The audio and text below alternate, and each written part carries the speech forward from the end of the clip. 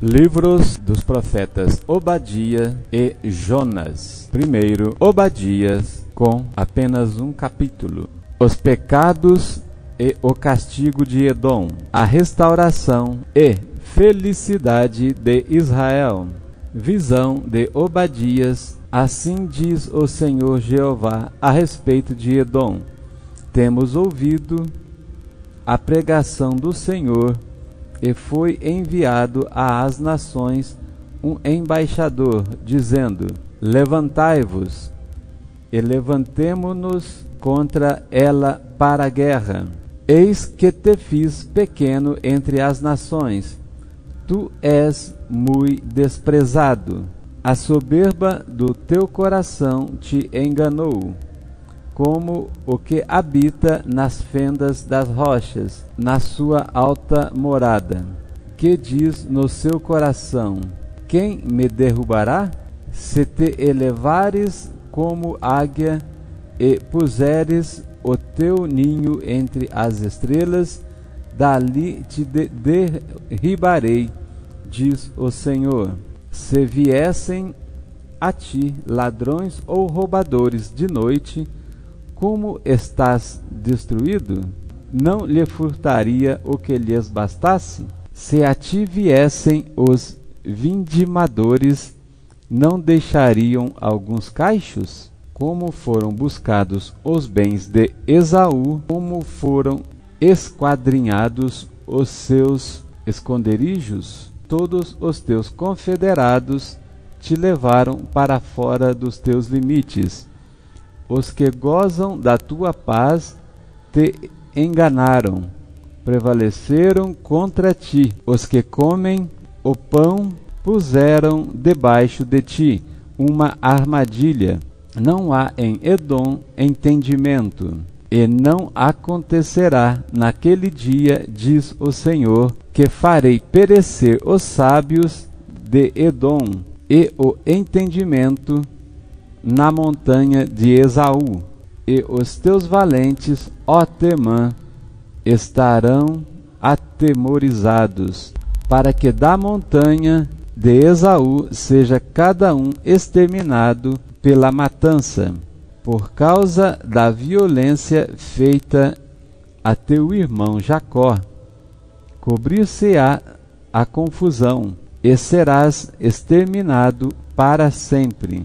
No dia que estivesse em frente dele, no dia em que os forasteiros levaram cativo o seu exército, e os estrangeiros entravam pelas suas portas, e levavam sorte sobre Jerusalém. Tu mesmo eras um deles, mas tu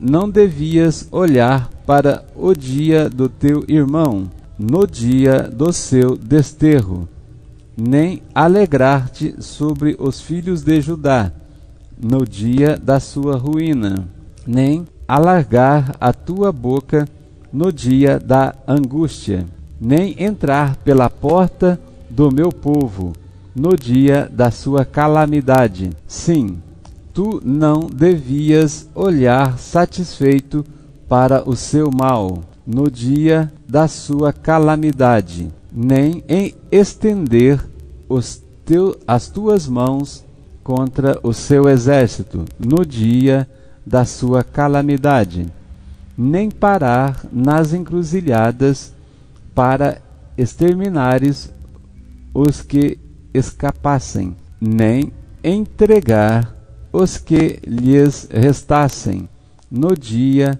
da angústia, porque o dia do Senhor está perto sobre todas as nações, como tu fizeste, assim se fará contigo. A tua maldade cairá sobre a tua cabeça, porque como vós bebestes no monte da minha santidade, assim beberão de contínuo todas as nações, beberão e engolirão, e serão como se nunca tivessem sido. Mas no monte Sião haverá livramento, e ele será santo, e os da casa de Jacó possuirão herdades, e a casa de Jacó será fogo, e a casa de José será chama, e a casa de Esaú palha, e acenderão contra eles e os consumirão, e ninguém mais restará da casa de Esaú, porque o Senhor o disse. E os do sul possuirão a montanha de Esaú, e das planícies os filisteus.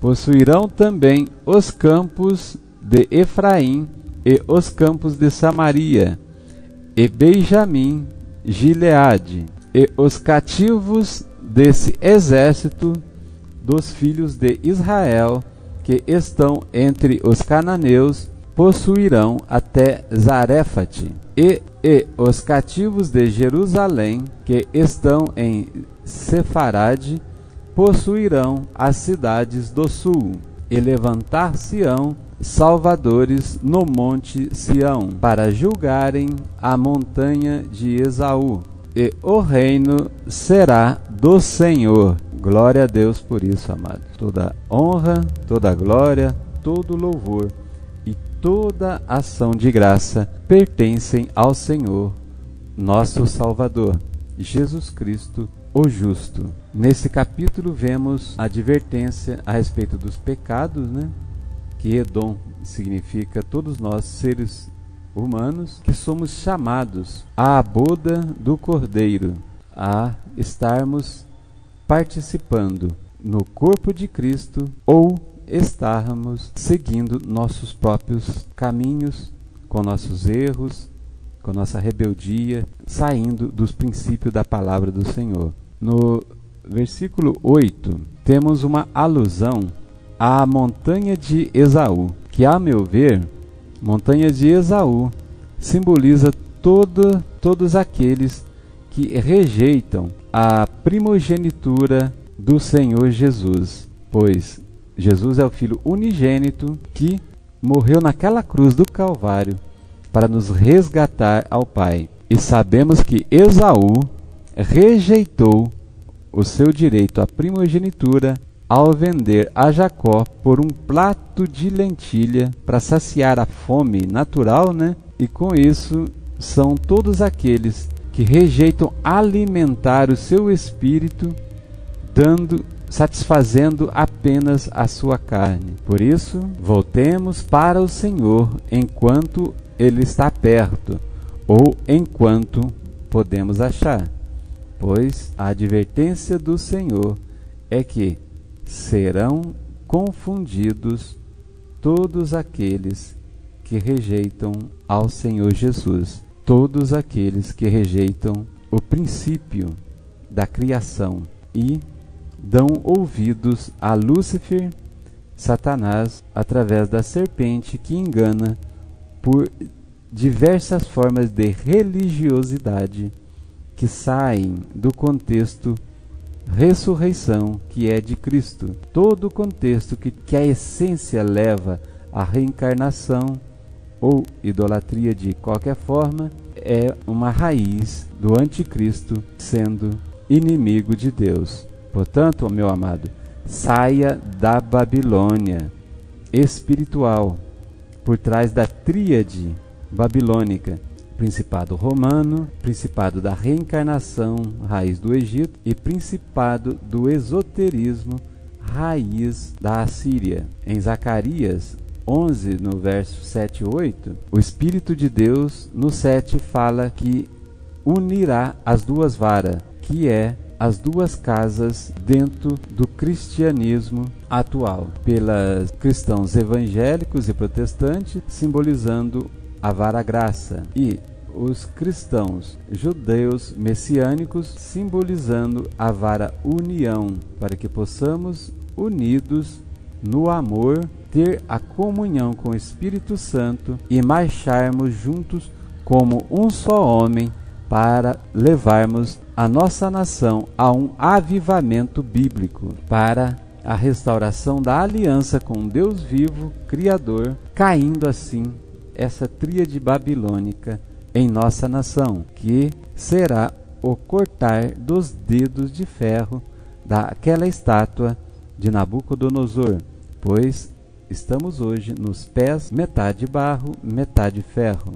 Metade barro são todos aqueles que se deixam envolver pelo Espírito Santo do Deus vivo Criador e amam em obediência todo o princípio da palavra e esforçam em praticar. Dedo de ferro simboliza todo aquele que, levado por seu eu e sua vaidade, endurecem o coração para que Jesus não reine em seus corações. Portanto, se tornam duros e têm um coração, como a palavra diz, coração de pedra. Portanto, amado, seja como um barro na mão do oleiro. Deixe o Espírito de Deus trabalhar o seu coração, o seu espírito, para que sua alma possa ter a verdadeira felicidade. Nos versos 17 a 19, vemos uma confirmação da teoria das duas casas, onde apresenta os remanescentes de Jacó como a casa de Jacó e os remanescentes de Efraim como a casa de José. Sabemos que a casa de Jacó são todos os cristãos, evangélicos e protestantes e judeus messiânicos, que serão salvos primeiro em cumprimento da palavra do Senhor em Zacarias, no capítulo 12, verso 7. E sendo esta casa de Jacó, a casa de Davi, que estará adiante da casa de José, ou Jerusalém, sendo luz, iluminando o caminho de Israel. E também faz uma alusão a Esaú, simbolizam todos aqueles que rejeitam a verdade do Eterno. E a confirmação sobremaneira de que a Igreja de Cristo, a Igreja fiel, tomará posse da herança antes da volta do Senhor Jesus. Pois no verso 19 descreve: os do sul possuirão a montanha de Esaú. Aí, alusão. Os da planície possuirão as terras dos filisteus. Os do campo de Efraim possuirão os campos de Samaria. E Benjamim possuirá Gileade. Com isso, num futuro bem próximo, isto acontecerá. Porque Deus não é homem para que minta, e nem filho do homem para que mude. E o descrito no verso 21 traz já uma alusão do reino messiânico com relação à volta, após a volta do Senhor Jesus, vindo em glória para reinar no seu governo milenar. Livro do profeta Jonas, capítulo 1. A vocação de Jonas, a sua fuga e o seu castigo. E veio a palavra do Senhor a Jonas, filho de Amitai, dizendo: levanta-te, vai à grande cidade de Nínive e clama contra ela, porque a sua maldade subiu até a mim. E Jonas se levantou para fugir de diante do Senhor para Tarsis. E descendo a Jope, achou um navio que ia para Tarsis. Pagou, pois, a sua passagem e desceu para dentro dele, para ir com eles a Tarsis, de diante da face do Senhor. Mas o Senhor mandou no mar um vento grande, e fez-se no mar uma grande tempestade, e o navio estava para quebrar-se. Então temeram os marinheiros, e clamava cada um ao seu Deus. e lançavam no mar as fazendas que estavam no navio, para os aliviarem do seu peso. Jonas, porém, desceu aos lugares do porão e se deitou, e dormia um profundo sono. E o mestre do navio chegou-se a ele e disse-lhe: Que tens, dormente? Levanta-te, invoca o teu Deus, talvez assim Deus se lembre de nós para que não pereçamos. E dizia cada um ao seu companheiro: Vinde, lancemos sortes, para que saibamos por que causa nos sobreveio este mal. E lançaram sortes, e a sorte caiu sobre Jonas.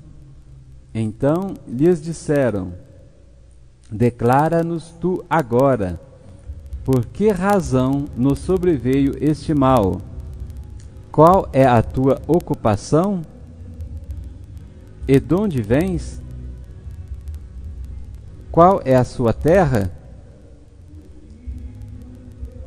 E de que povo és tu? E ele lhes disse: Eu sou hebreu, e temo ao Senhor, o Deus do céu, que fez o mar e a terra. Então os homens se encheram de grande temor, e lhe disseram: Por que fizeste tu isso? Pois sabiam que os homens que fugiam de diante do Senhor,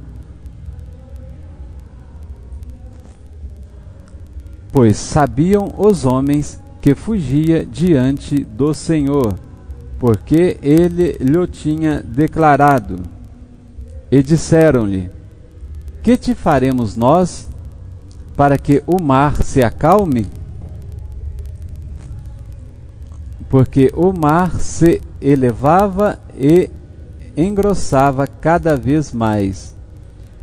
E ele lhes disse: Levantai-me e lançai-me ao mar, e o mar se aquietará, porque por minha causa vos sobreveio esta grande tempestade. Entretanto, os homens remavam, esforçando-se por alcançar a terra, mas não podiam, porquanto o mar se ia embravecendo cada vez mais contra eles.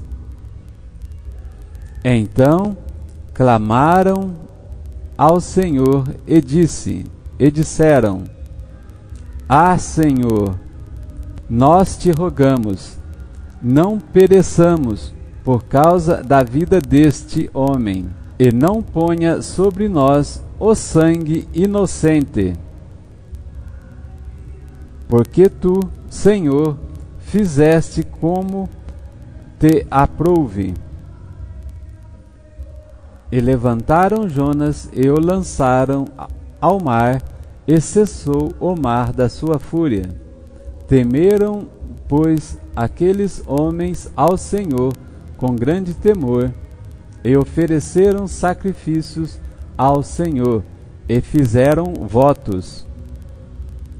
Deparou, pois, o Senhor um grande peixe para que tragasse a Jonas, e esteve Jonas 3 dias e 3 noites nas entranhas do peixe.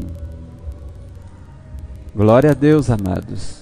Aqui neste capítulo vemos o princípio da obediência e o princípio da desobediência, que é uma continuação, né, da interpretação lá de Obadias, pois aquele que ama em obediência ao Deus vivo e segue os seus princípios, seus mandamentos, não sofrerão o dano da segunda morte. Com isso, é necessário que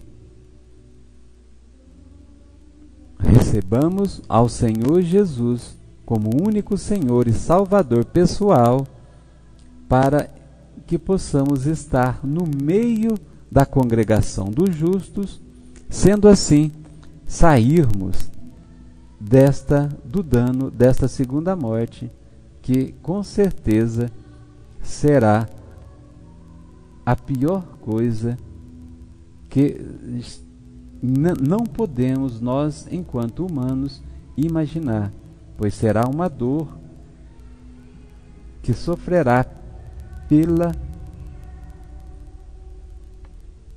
por toda a eternidade.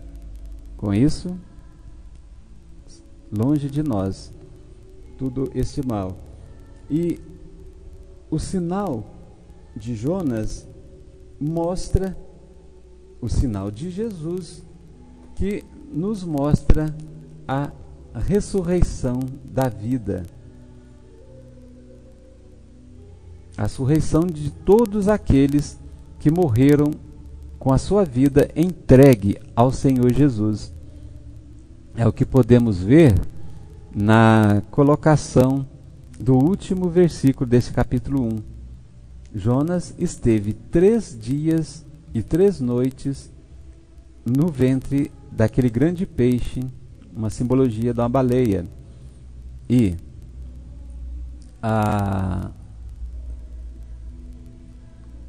da mesma sorte, Jesus esteve 3 dias e 3 noites no ventre da terra, vindo ressuscitar ao 3º dia. E nesta mesma simbologia, vemos hoje, através de Oséias 5,15 e 6 no verso 2, que esses 2000 anos simboliza 2 dias bíblicos, e o 3º milênio, que será o 3º dia bíblico, simboliza a ressurreição, ou seja, nós participaremos do governo milenar do Messias após a nossa ressurreição, que se dará no início do 3º milênio, pois descreve o verso 2 do capítulo 6 de Oséias. Depois de 2 dias nos dará a vida, e no 3º dia nos ressuscitará, e viveremos para sempre com Ele. Deus é um Deus de amor, mas não se esqueça, amados, também é um Deus de justiça. Portanto, o que está escrito na santa palavra do Senhor se cumprirá, para honra, glória, louvor e toda ação de graça ser dada ao único digno de recebê-las, que é aquele Cordeiro que foi morto na cruz do Calvário, para levar sobre si todos os nossos pecados. Creia nisso e terás vida eterna. Capítulo 2. Jonas no ventre do grande peixe, sua oração e seu salvamento. E orou Jonas ao Senhor, seu Deus, nas entranhas do peixe, e disse: na minha angústia clamei ao Senhor, e ele me respondeu. Do ventre do inferno gritei, e tu ouvistes a minha voz, porque tu livrastes no profundo do coração dos mares, e a corrente me cercou, Todas as tuas ondas e as tuas vagas têm passado para cima de mim. E eu disse: lançado estou de diante dos teus olhos, todavia tornarei a ver o templo da tua santidade. As águas me cercam até a alma. O abismo me rodeou, e as algas se enrolaram na minha cabeça. E eu desci aos fundamentos dos montes, os ferrolhos da terra correram-se sobre mim para sempre, mas tu livraste-me. A minha vida, mas tu livrastes a minha vida da perdição, ó Senhor meu Deus. Quando desfalecia em mim a minha alma, eu me lembrei do Senhor, e entrou a minha oração no templo da tua santidade. Os que observam as vaidades vãs deixarão a sua própria misericórdia.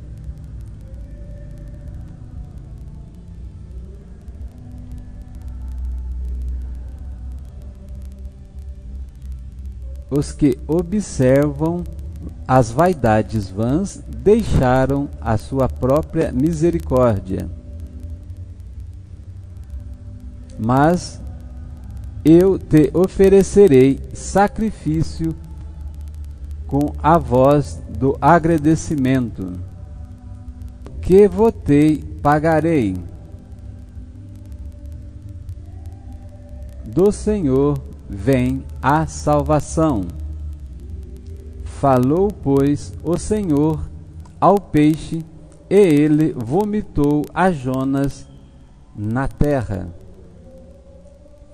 Glória a Deus, amados.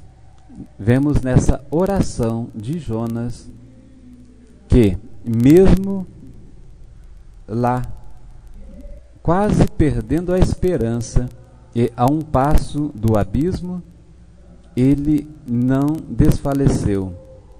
Ele antes vivificou, a sua fé e, arrependido, declarou esta bela e poderosa oração.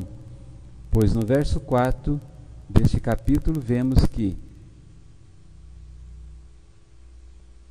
lutando contra a esperança, ele declarou: tornarei a ver o templo da sua santidade. E em seguida, as águas me cercaram até a alma, o abismo me rodeou. Mas, ao final, ele diz, no verso 8 e no 9: os que observam as vaidades deixaram a sua própria misericórdia. Ou seja, a misericórdia de Deus alcança todos aqueles que o amam e obedecem seus princípios.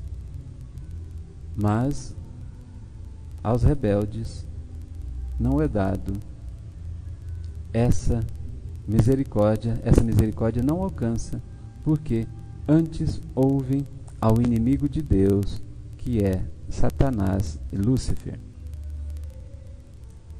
E ao fim, ele declara: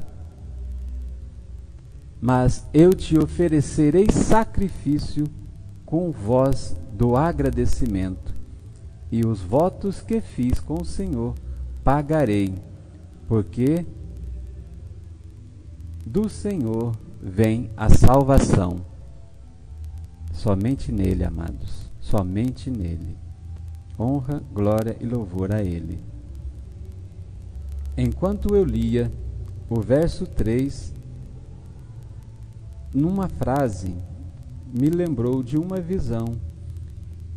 Antes de eu me converter, já tinha 5 anos e meio que eu estava afastando-me da Igreja Católica Romana pelos erros que eu via, que a prática da fé era diferente do escrito na Palavra de Deus, e eu quase contemplei uma visão que o pastor e mais 2 irmãs da igreja tiveram naquele dia. Contudo, eles tiveram a visão do trono de Deus, como numa semelhança lá da visão de João no Apocalipse. O trono, em volta do trono, né? Lá os 4 animais, os 24 anciãos e aquela multidão de almas de vestes brancas, né? Que lavaram as suas vestes no sangue do Cordeiro. Portanto, eu não consegui contemplar aquela visão, porque havia entre as nuvens, na minha visão, eu estava quase contemplando, mas entre as nuvens uma corrente me impedia.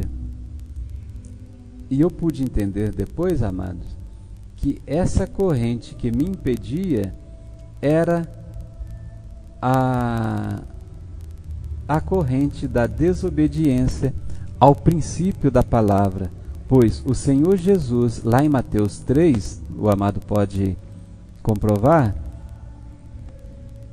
mesmo sem ter pecado, mesmo tendo uma vida santa, né, como filho do homem aqui na terra, ele passou pelo batismo do arrependimento para nos dar o exemplo de que todos os nascidos da carne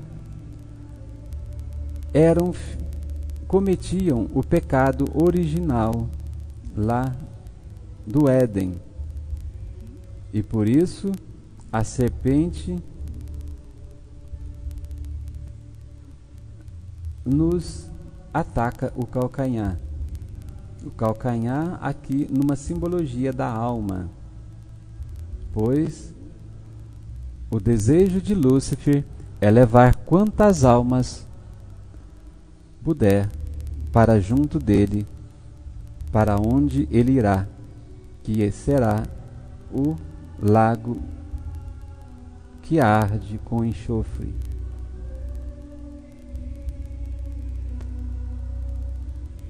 Capítulo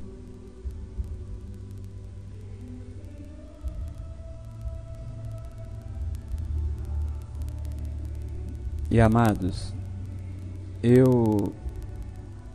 por causa da desobediência, por estar o orgulho, né, por causa do meu orgulho, eu estar rejeitando o batismo, porque eu dizia, né, não somente em meu coração, como declarei para alguns irmãos na época, que me falavam acerca do batismo, eu dizia que não havia achado escrito ainda na Bíblia acerca do batismo e acerca de que os discípulos haviam sido batizados. Então, como os discípulos não, no meu ver, né, não haviam sido batizados, eu poderia receber o Espírito Santo. Mas, queridos, eu estava cometendo um pecado contra o Espírito Santo. E este, amados, é o único pecado que não tem perdão, pois o pecado contra o Espírito Santo é a recusa insistente em obedecer a voz do Espírito Santo que fala por intermédio da palavra viva da Bíblia Sagrada, que é uma representação do próprio Senhor Jesus. No entanto, somente depois, né, que coagido pelo Espírito Santo, que me perguntou: ei, você é mais importante que Jesus? Eu disse, isso é em pensamento, amados. Tanto a pergunta quanto a minha resposta. E eu respondi, não, Senhor. Por quê?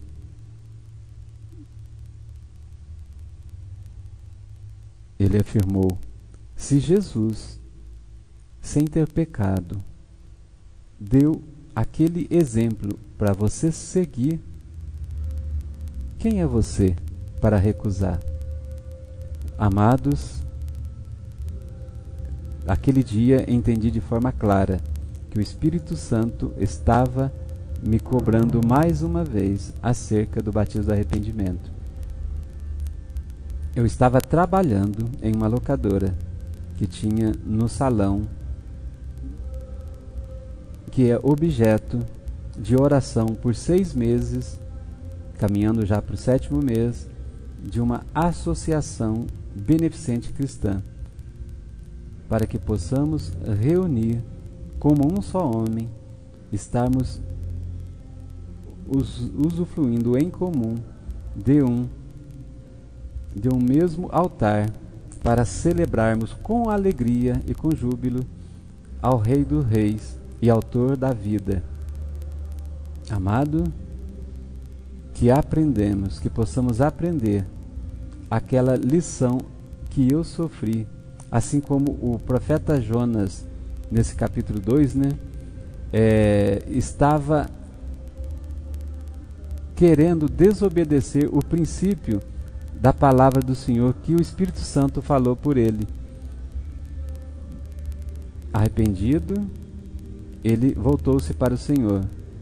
E eu, também arrependido, pude compreender o que é o pecado contra o Espírito Santo e que eu estava cometendo pecado contra o Espírito Santo.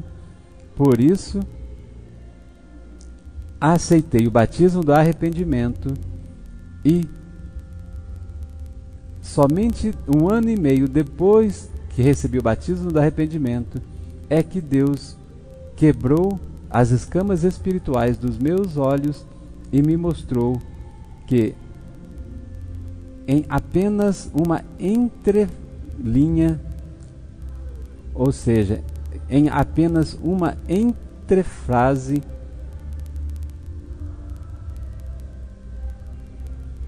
que apenas num versículo, na cerimônia do lava-pés, no Evangelho de João, capítulo 13, verso 10, é que Jesus demonstrou acerca dos discípulos já haverem sido lavados, pois Pedro recusou que Jesus lavasse os seus pés. Mas Jesus disse, se eu não te lavar os seus pés, não terás parte comigo. Então que na euforia, Pedro diz, lava-me, Senhor, não somente os pés, mas todo o corpo. A resposta de Jesus foi clara e objetiva. E neste versículo, a afirmação, quem já é lavado, necessita lavar, senão os pés. Ou seja, quem já é lavado é uma entrefrase que respondeu-me,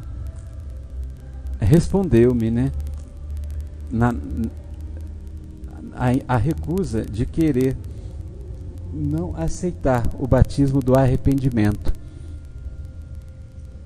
Pois o batismo feito hoje pela Igreja Romana é um princípio fora da doutrina de Cristo. Ou seja, se é uma doutrina fora da doutrina de Cristo, é uma doutrina anticristo, assim como o espírito de religiosidade que alimentava os judeus na época também é um espírito anticristo, porque rejeitaram a Cristo. E, insistindo nessa doutrina de batizar crianças que nada sabem, que são inocentes, eles insistem em desobedecer o princípio da palavra, pois quando Jesus batizou-se, ele tinha 30 anos. E hoje, quem somos nós para lutar contra o princípio do Criador? Capítulo 3. Jonas prega em Nínive. O arrependimento dos ninivitas. E veio a palavra do Senhor segunda vez a Jonas, dizendo: Levanta-te, e vai à grande cidade de Nínive e prega contra ela a pregação que eu te direi. E levantou-se Jonas e foi a Nínive, segundo a palavra do Senhor. Era, pois, Nínive uma grande cidade, de 3 dias de caminho. E começou Jonas a entrar pela cidade, caminho de 1 dia, e pregava e dizia: Ainda 40 dias, e Nínive será subvertida. E os homens de Nínive creram em Deus, e proclamaram um jejum, e vestiram-se de pano de saco, desde o maior até ao menor, porque esta palavra chegou ao rei de Nínive, e levantou-se do seu trono, e tirou sobre si as suas vestes, e cobriu-se de pano de saco, e assentou-se sobre a cinza, e fez-se uma proclamação, que se divulgou em Nínive, por mandamento do rei e dos seus grandes, dizendo: Nem homens, nem animais, nem bois, nem ovelhas provém coisa alguma, nem lhes dê pasto, nem bebam água. Mas os homens e os animais estarão cobertos de panos de saco, e clamarão fortemente a Deus, e se converteram cada um do seu mau caminho e da violência que há nas suas mãos. Quem sabe se voltará a Deus e se arrependerá e se apartará do furor da sua ira, de sorte que não pereçamos. E Deus viu as obras deles, como se arrependeram do mal que tinha dito que lhes faria, e não o fez. Glória a Deus, amados. Aqui vemos que o desejo do coração do Senhor, quando falou primeira vez ao profeta Jonas, era salvar aquela cidade. Porém, o profeta, com princípio de temor, porque aqueles homens eram maus e sanguinários, pois aquela cidade era uma das cidades da Assíria, e bem sabemos na história, acerca daquele povo, que era um povo violento, e haviam costumes entre eles de sacrificar, do sacrifício de vidas humanas, assim como no Egito e nos povos lá dos Incas e alguns outros. Portanto, a pregação de Jonas foi conforme a palavra do Senhor. E hoje, em nossos dias, vemos que vivemos dias da igreja de Laodiceia. E bem sabemos que lá em Apocalipse, no capítulo 3, quando fala acerca da igreja de Laodiceia, tem-se no fundamento a questão acerca do orgulho. E hoje em dia a vaidade, a avareza, o próprio orgulho, o poder tem subido à cabeça não somente dos ímpios e incrédulos, mas como também dentro de dezenas de lideranças no meio cristão. Portanto, amados, pelos frutos conheceremos se eles são de Cristo ou de anticristo, pois quando Jesus comissionou os discípulos, ele disse que vos enviarei no meio de serpentes, e que haveriam dias em que lobos vorazes estarão disfarçados de cordeiros. Infelizmente, temos dezenas de líderes que, ao invés de pregar o evangelho eterno, a salvação em si, às vezes pregam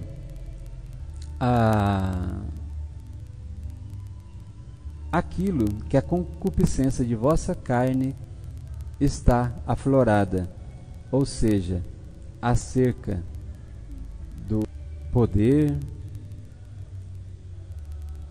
e luxúria. Querido, diz o Espírito Santo,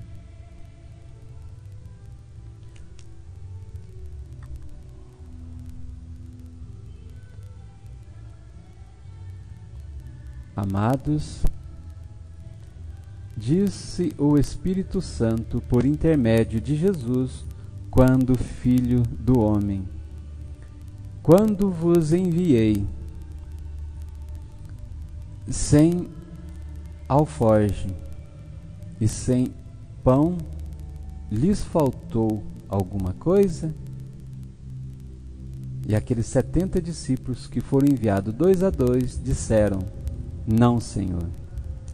Portanto, queridos, que voltemos para a essência do Evangelho e que possamos nos arrepender como aquela grande cidade de Nínive se arrependeu, desde o maior até o menor.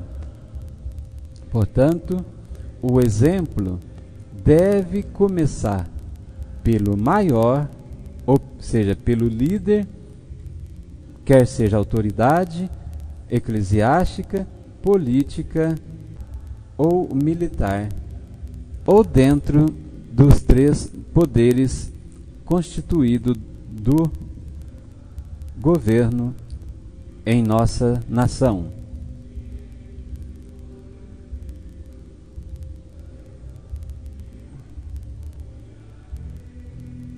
Pois Deus sarará a nossa terra, não porque eu vos declaro, mas porque está escrito na santa lei do Senhor, como nos outros áudio-vídeo, em especial os que falam acerca de Oséias, pois traz uma síntese de 7 povos, 7 número divino da criação, e 7 não te lembra nada?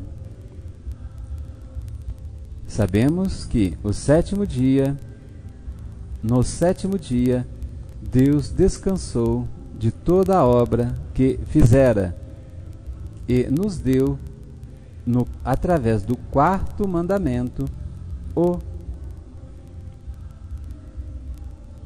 mandamento de amor acerca de observarmos e termos o sábado como um dia santo e perpétuo ao Senhor.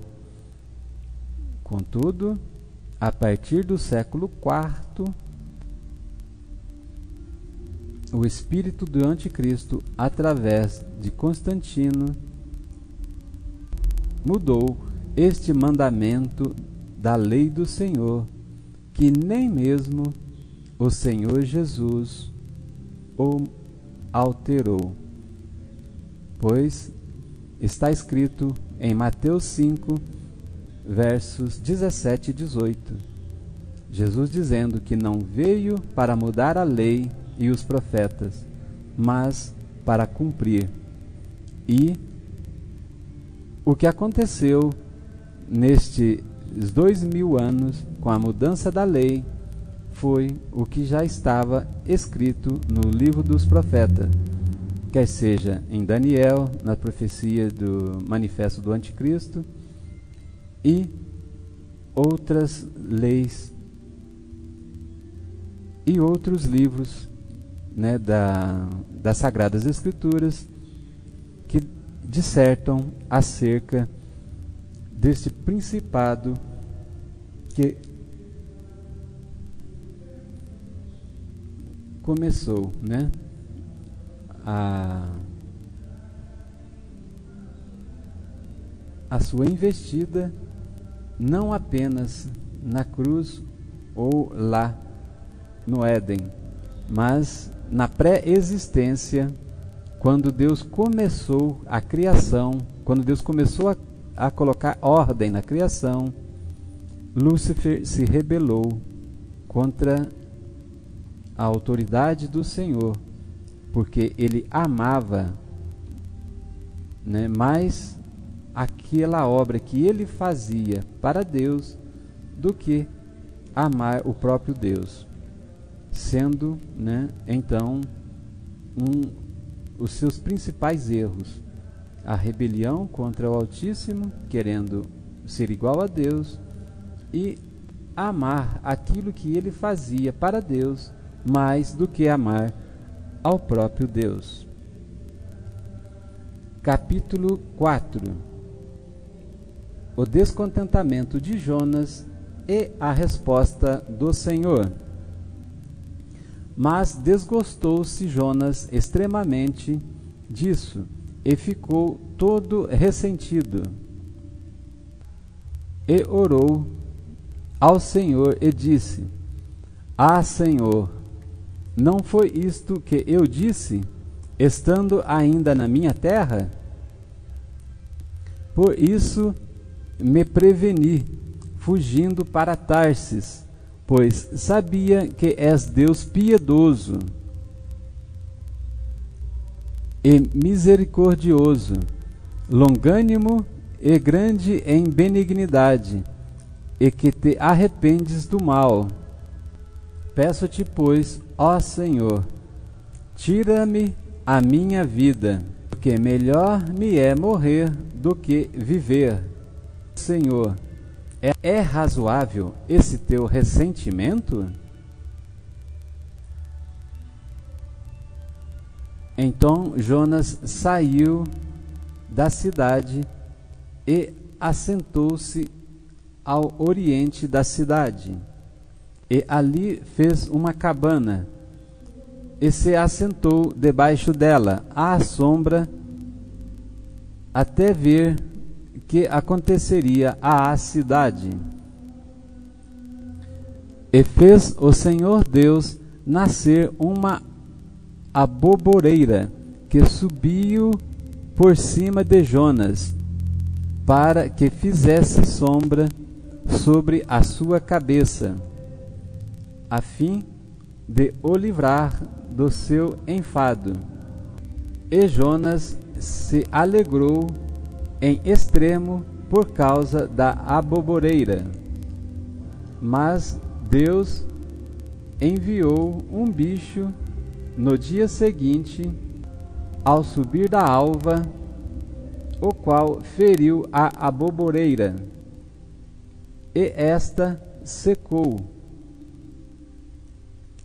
E aconteceu que, aparecendo o sol, Deus mandou um vento calmo oriental, e o sol ficou à cabeça de Jonas, e ele desmaiou, e desejou com toda a sua alma morrer, dizendo: melhor me é morrer do que viver.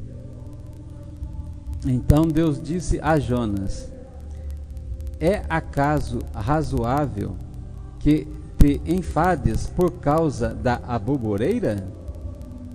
E disse: é justo que enfades a ponto de desejar a morte?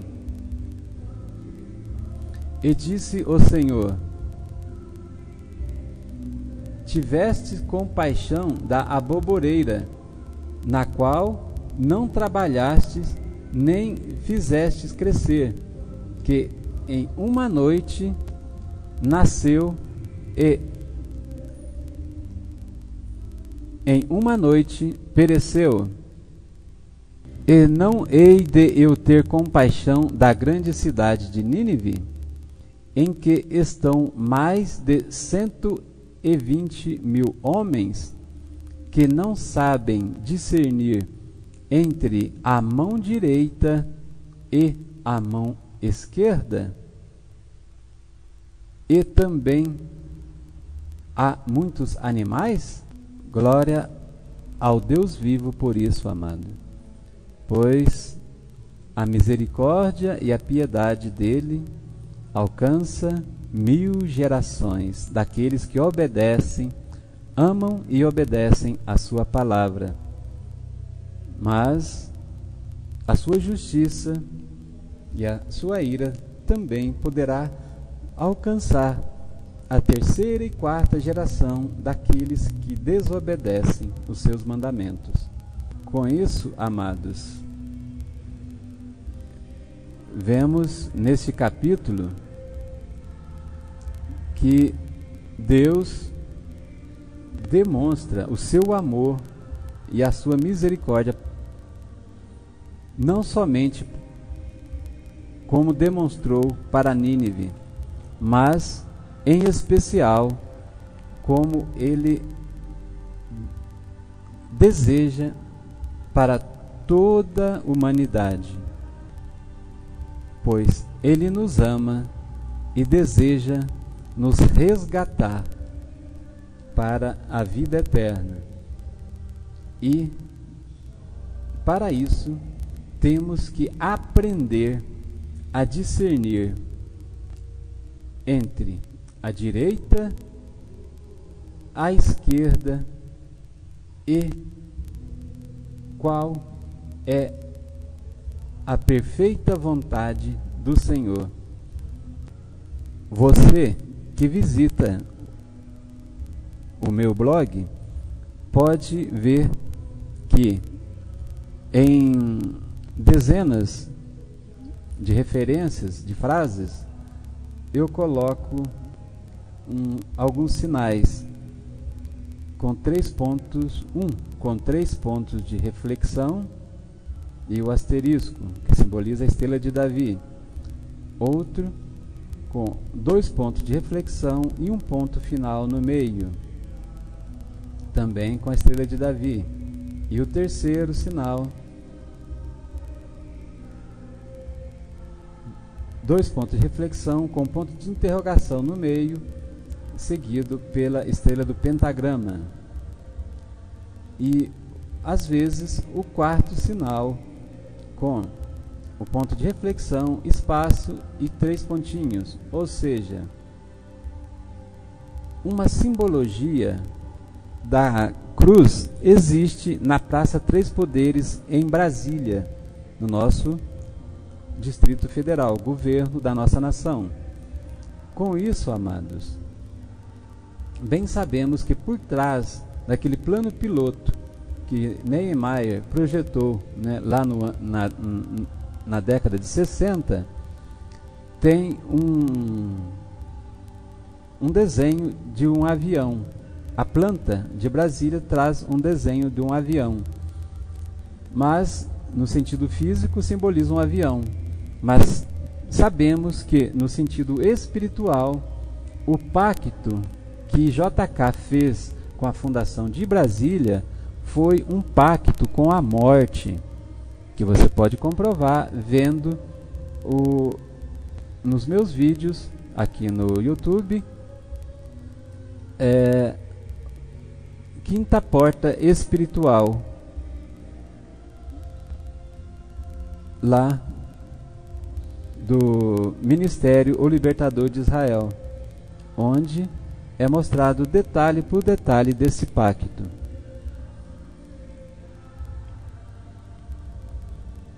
Pois a resposta está no H do Congresso e o brilho da luz que reflete no caixão de JK ao refletir quando o Sol passa pelo H do Congresso e reflete num espelho lá na Memorial JK, clareando, iluminando aquele caixão. Por falar nisso, iluminando, não te lembra Illuminatis? Então, Niemeyer, JK, dezenas de outros governadores e presidentes estão por trás daquele grupo que tem dominado o planeta Terra por gerações, pois sabemos que são 13 famílias que desde a época da Babilônia têm prevalecido o seu domínio, o seu governo. Glória a Deus por sua queda, Babilônia, que se dará em breve no Brasil, na nossa nação Brasil, onde gritaremos o segundo grito do Ipiranga, que não será de independência ou morte, mas, na verdade, independência da morte, porque está escrito que tragada foi a morte. E onde está, ó tu, morte, o teu galardão? Vemos no livro de Oséias esta referência. E você poderá ver no segundo áudio daquele livro de Oséias uma interpretação e uma descrição acerca disso, que tem uma colocação também no hino nacional acerca da confirmação de que haverá um líder em nossa nação que levará as igrejas cristãs e evangélicas e judeus messiânicos a estarem unidos em cumprimento da profecia de Zacarias 11, versos 7 e 8. Pois no 7 fala-se da união das duas varas e no 8 fala-se da destruição dos 3 pastores. 3 pastores que podem simbolizar tanto o principado dos 3 reis magos, que infelizmente a ditadura romana transformou uma coisa bíblica em religiosidade anticristo, bem como a tríade babilônica, representada pela Babilônia romana, que é a Babilônia espiritual, a Babilônia raízes do Egito, que é também a Babilônia espiritual da reencarnação, e a Babilônia assíria, representada pelo principado do esoterismo e toda a sorte de nova era enraizada em nossa nação. Pois, apesar do catolicismo romano confessar a fé em Cristo, na prática vivem doutrinas que são raízes da reencarnação e feitiçaria e doutrinas de seitas ocultas, através, bem sabes, né, queridos, maçonaria e dezenas de outras seitas ocultas que tentam misturar o santo com o profano. Mas glória a Deus, porque Deus, assim como livrou Nínive, a grande cidade de Nínive, livrará a grande cidade de Poços de Caldas, Minas Gerais, livrará o grande estado de Minas Gerais e livrará a grande cidade de Brasília, do Rio de Janeiro, Porto Alegre, Salvador, Bahia, Recife, Amazonas, Curitiba, Paraná e, enfim, todas as capitais em nossa nação conhecerão que há um Deus nos céus e voltarão para ele, como dizem as Escrituras, pois não é homem quem vos fala, mas o Espírito de Deus, através da santa palavra do Senhor, pois em Oséias está escrito no versículo 2, no capítulo, pois no livro de Oséias está escrito no capítulo 2, verso 2: Deus não é homem para que minta. Oh Deus. Pois, no livro de Oséias, capítulo 2, verso 2, assim diz o Espírito do Senhor: Deus não tem mulher, e se ele não tem mulher, também não tem mãe. E no capítulo 7, verso 1 de Oséias: sarando eu, Israel, descobrir-se-á a iniquidade de Efraim e as maldades de Samaria. Portanto, amados, iniquidade é o erro de Efraim em buscar o Egito e a Assíria, que são doutrinas de reencarnação e doutrinas pagãs de nova era. E maldade de Samaria simboliza a balança enganosa, quer seja pelo comércio dos maçons e Illuminatis, né, que tem, né, dominam de certa forma o poder em nossa nação, mas isso de forma superficial, porque na verdade o controle da nossa nação não está na mão dos Illuminati, bem como o governo do mundo está em parte na mão do iníquo, do inimigo de Deus, como aquelas palavras de Jesus: o mundo jaz no maligno. Bem sabemos que isso será até o dia do cumprimento da profecia de Isaías capítulo 30, verso 25, que no dia da grande matança, quando caírem as torres. Querido, uma reflexão: acaso versículo 25 do capítulo 30 de Isaías, combinado com o versículo 8 de Zacarias 11.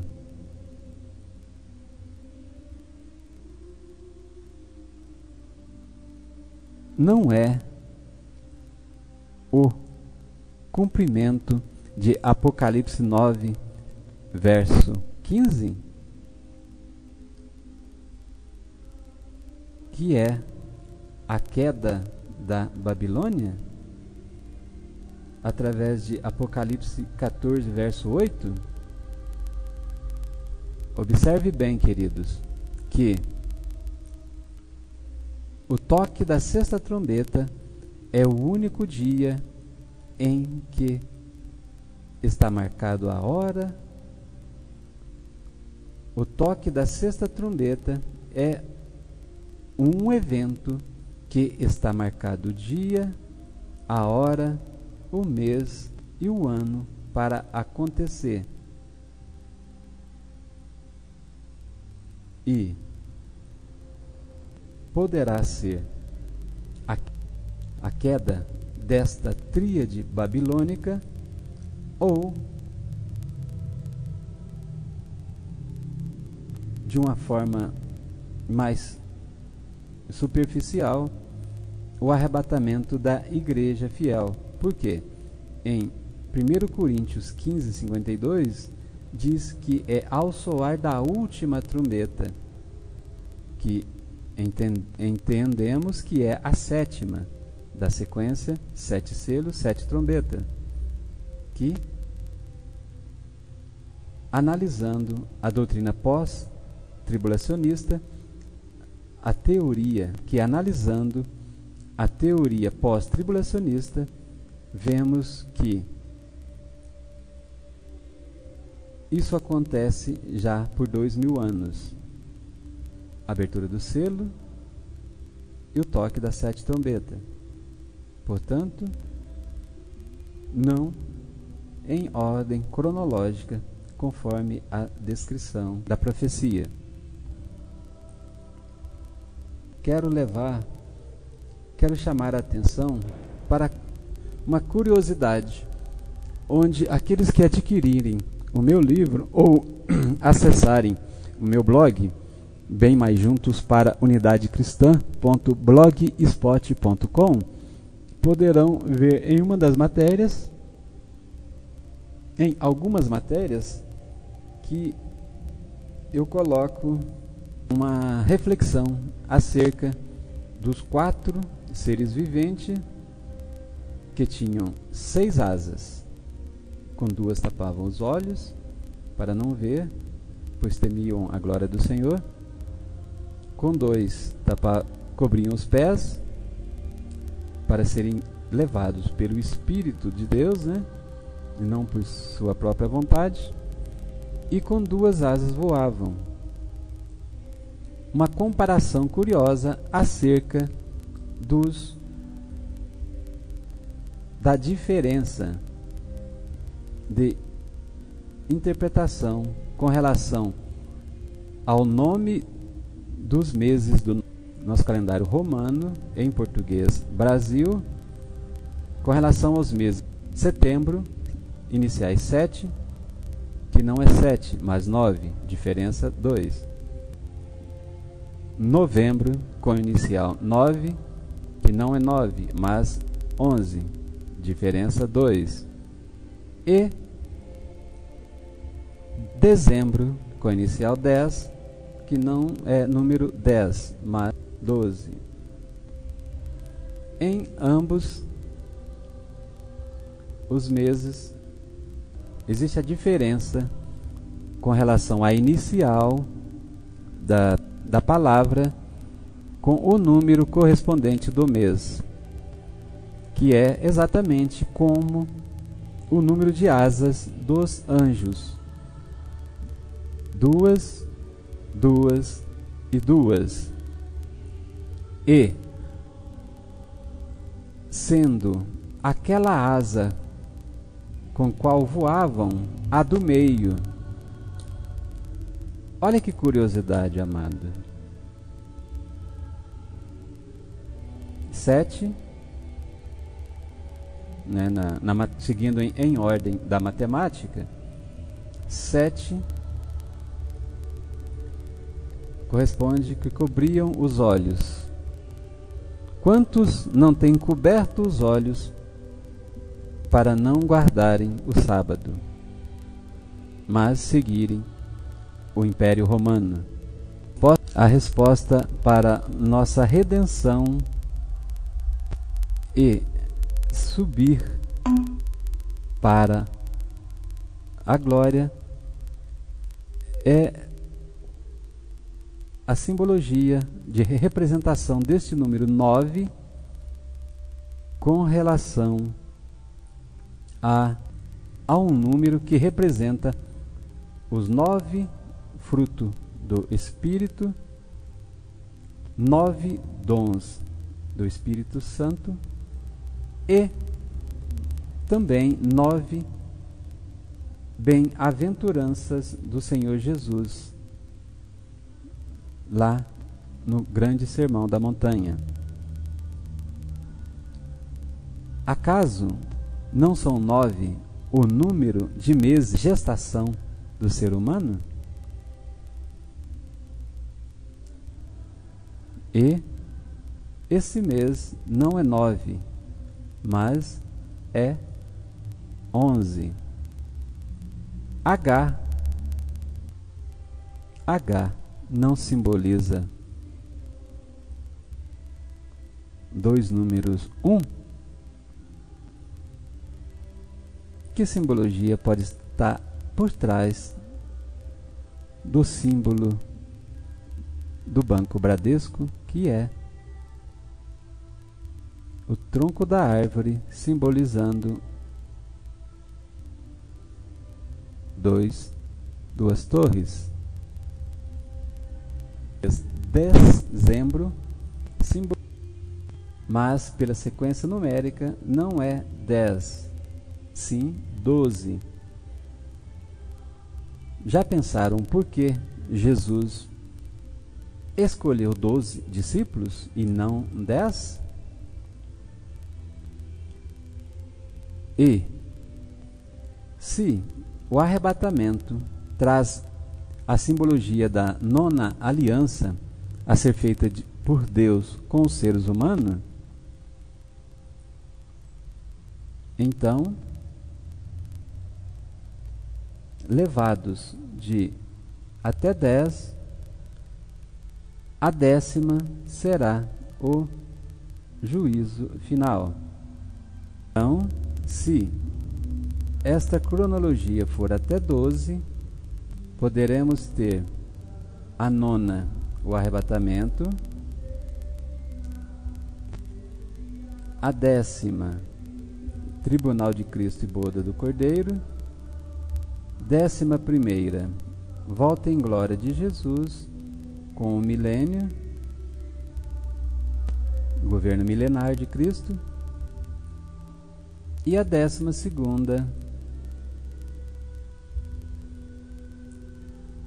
o juízo final, com novos céus, nova terra, nova Jerusalém, e a condenação eterna por parte dos rebeldes. Shalom Adonai, e até breve.